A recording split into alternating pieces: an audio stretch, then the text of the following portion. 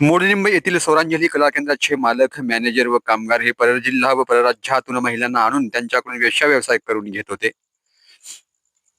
या कुंटणखान्यावर टेंभुर्णी ठाण्याचे प्रभारी पोलीस अधिकारी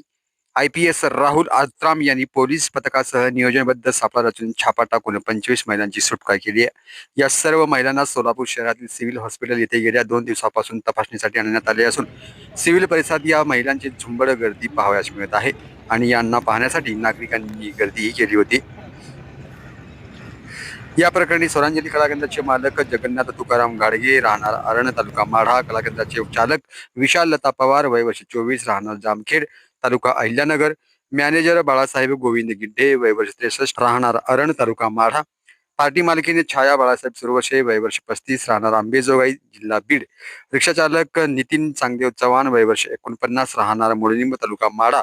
स्वागत लॉज मॅनेजर सिद्धांत सुखदेव गायकवाड वय वर्ष 33 मोडलिंब तालुका माढा यांच्या विरोधात गुन्हा दाखल झाला आहे.